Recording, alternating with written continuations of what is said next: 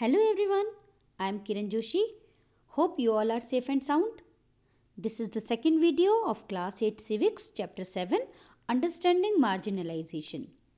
In the first video of this chapter, we learnt marginalization among Adivasis and tribals. The present video will focus on the marginalization among minorities. Children, the term minority refers to those communities that are less in number in relation to the rest of the population. Though the concept of minority does not limit to numbers only, it also means to be less accessible to resources, to be less in power and social and cultural dimensions. The constitution makers had understood the fact that the society and the government may be influenced by the culture of the majority community.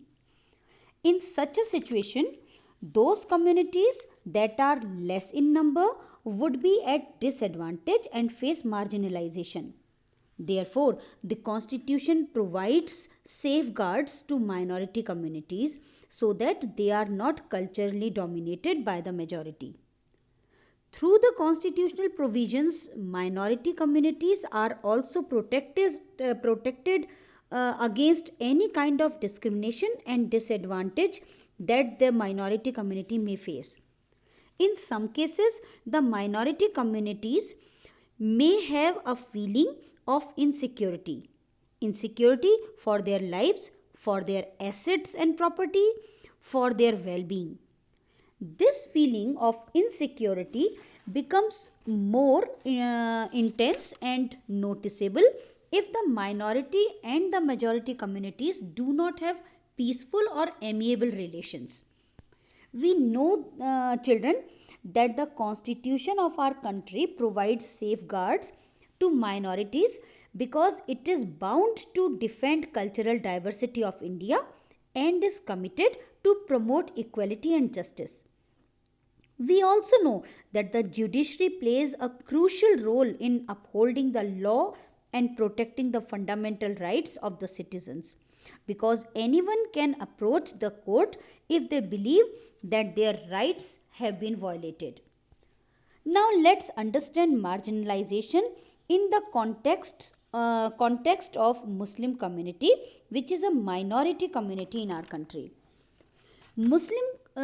Muslims constitute 14.2% of India's total population.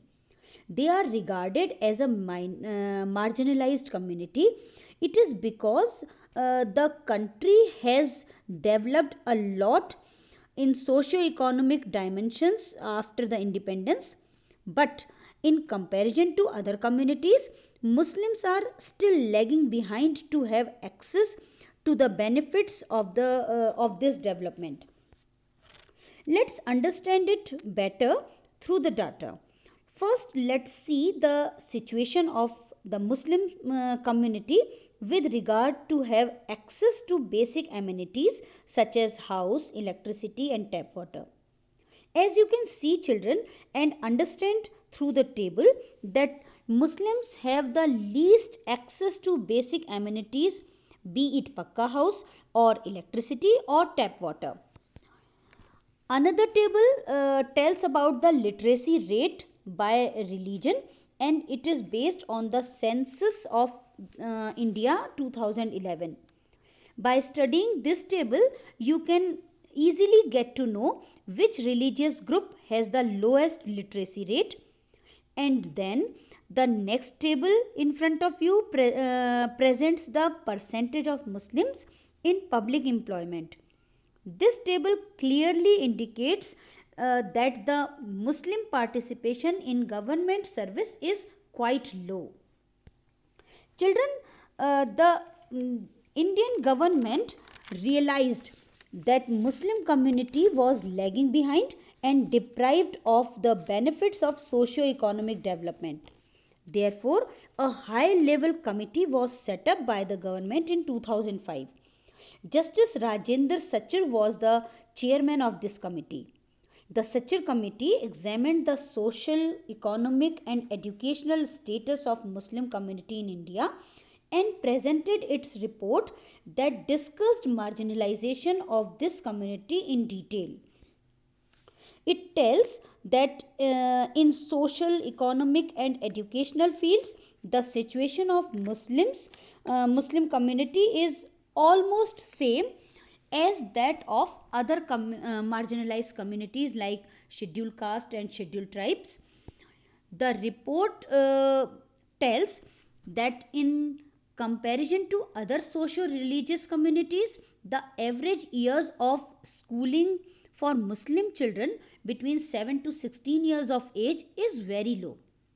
The report also tells that 25% of Muslim children in the 6 to 14-year age group have either never been enrolled in school or have dropped out, that is, left the school in between.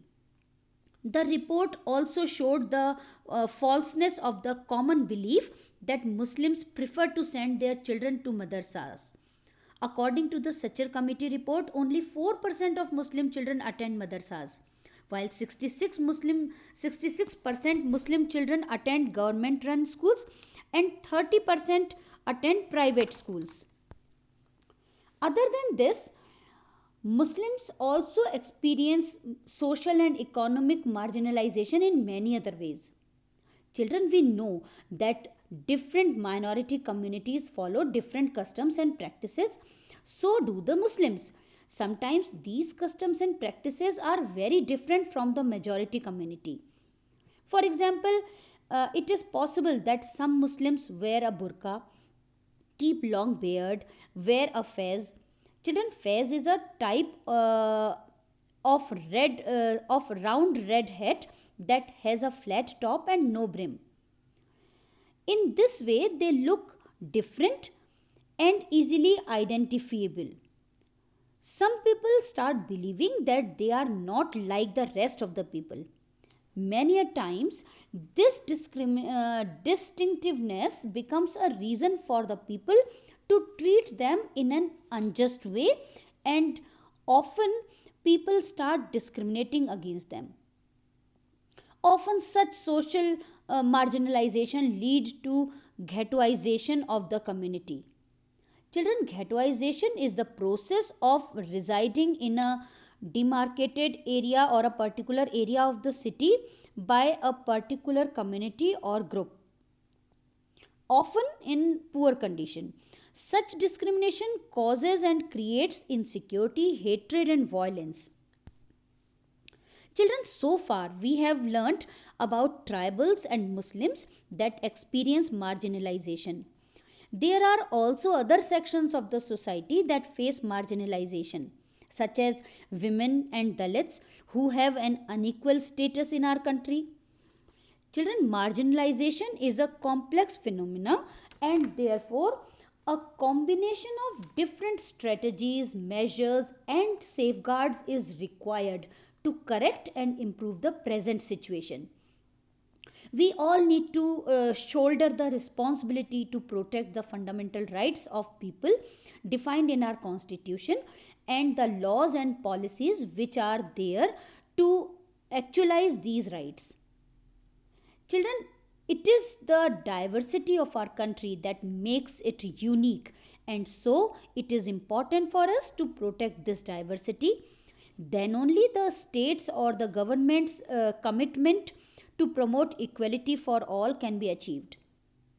The lives of the marginalized people can change, and they do change.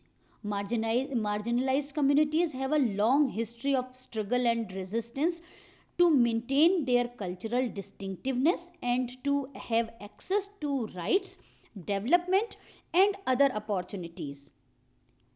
That's all for this video. Now there are some questions for you to revise the topic. First question: why are Muslims considered as a marginalized community in India today? Second question: write a short note on the situation of the Muslim community with regard to basic amenities, literacy, and public employment.